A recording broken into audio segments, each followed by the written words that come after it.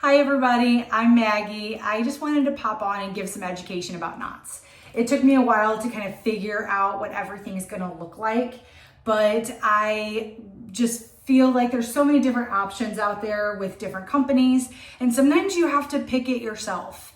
And that can feel overwhelming because we don't want things to be, too obvious. We don't want things to have that orangey cast, and we don't want our wigs to be really weak if we can avoid it. So just my thoughts about knots. For me, I am always going to pick when I'm choosing if the wig company has the option.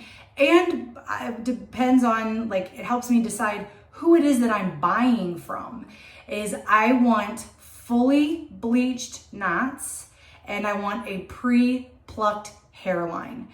Now, some people can pluck the hairline themselves. They're talented enough. I'm new enough that I am not comfortable getting something that is not pre-plucked where I would have to do it myself. So I want somebody else to do that for me.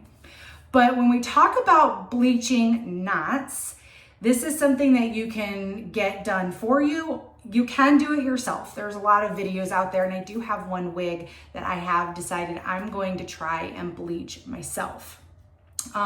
So I'm going to show you a wig that is completely fully bleached knots and a pre-plucked hairline. So this is what fully bleached knots look like. What that means is you're not seeing any of those little dots. So full bleach on the knots, meaning I can put my hand underneath this hairline and it looks like it's growing out of my skin. Pre-plucked hairline means that it's not going to be super heavy at the front, and I actually have a lighter density of hair in the front, which gives it a much more natural look to it. Some people like to have their hair kind of falling more into the face, and for that you don't really need that pre-plucked hairline. It doesn't matter because it's just going to be heavier and you want that to fall. But in general, for a fully bleached knots and a pre-plucked hairline, this is what you're going to get. Sometimes this comes to you, and you can see here it doesn't have that anymore, but sometimes this comes to you and it has a real orangey cast because it has that bleach. So what I always recommend is using blue shampoo. I have this Brass Off shampoo from Matrix. I just got it on Amazon, but you can get it at any beauty supply store.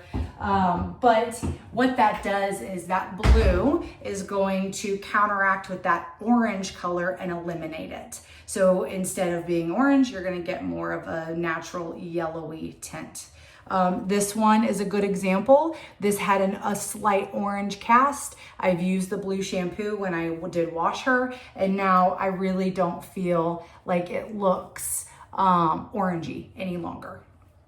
So now I'm going to move on to, this is a lightly bleached wig, and I don't have one that is a not bleached knots. So all I have to show is the lightly, which I think is fine, because if this is lightly bleached, you can only imagine what no bleach knots look like.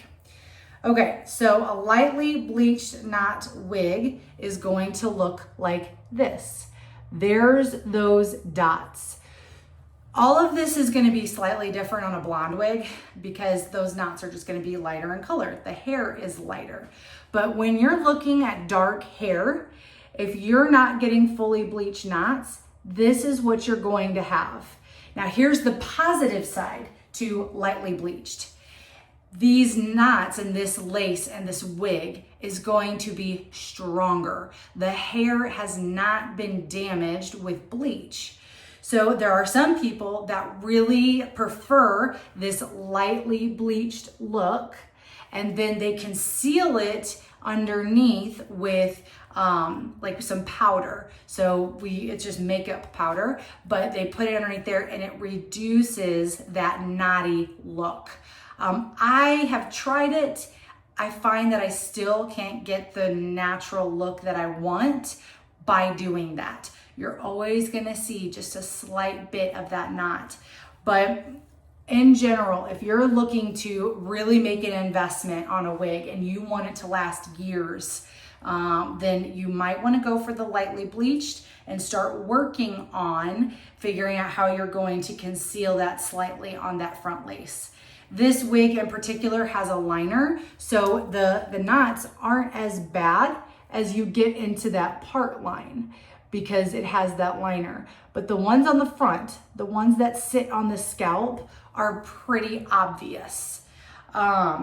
This one also had a pre-plucked hairline, so I don't, again, have anything to show you as far as what a non-plucked hairline looks like, but I just wanted to really highlight the difference between getting lightly bleached, that's this guy, okay, or this gal, that's a lightly bleached hairline, versus fully bleached, which is what I usually get simply because I want that realistic look to my hairline without having to put in the personal effort. So I hope that answers some of your guys' questions. I'm just gonna pop on randomly and go through some thoughts and things that I've noticed. I think the next video is going to be the items for my wig and wigs as a whole that I could not live without. I think that that'll be super helpful. I wish I had like just a one-stop shop video that I could have gone through with that. So I hope you guys have an awesome day,